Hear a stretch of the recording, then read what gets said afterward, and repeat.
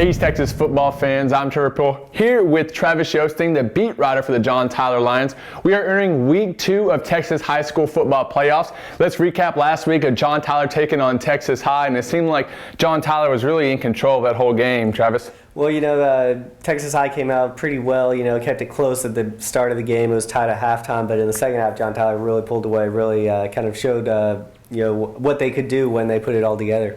Now, reading a quote, you said that Bryson Smith, or Coach Holmes said Bryson Smith kind of had some little nerves. Can you explain that a little bit? Yeah, he thought, he was not quite as sharp as he often is in the first half. But, looking at his numbers were pretty even first half, second half. I think a lot of it was also the defense and just everything coming together at the right time. Did anything really surprise you in that first playoff game against Texas High? I think the way they shut down Jacardi Witcher, the Texas High running back, was impressive. He was coming off a 250-yard rushing game and only had, I think, 66 that past week. And so, for them to shut down an explosive running back like that was impressive. Now, Travis has an article on etfinalscore.com about Deonte Kennedy. Can you tell us a little bit about him and the impact he's had on this John Tyler defense? At the start of the year, no one really knew who he was. He was coming up from JV, and he didn't really start at the beginning of the year. But once he, earned that starting spot, he's kind of solidified it at safety, and has really been kind of his arc has kind of mirrored that of John Tyler. Once he started rolling, the team started rolling, and so it's kind of interesting to look at how the team has grown and he has grown as well.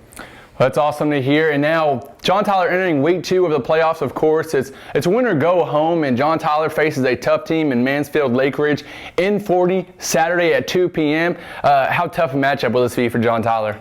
I think it will be their toughest game of the year so far. Maybe the toughest game they play all year, even if they go all the way.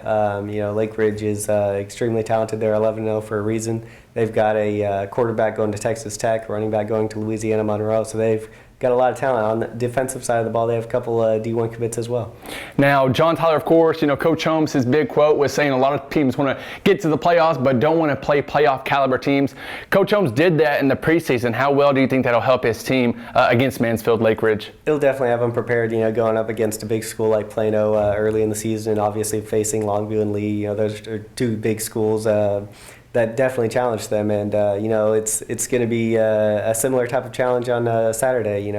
They're going up against a team that hasn't lost since the last year's playoffs, and it's going to be a big challenge. What will be key for John Tyler to pull out a victory in week 2 of the playoffs?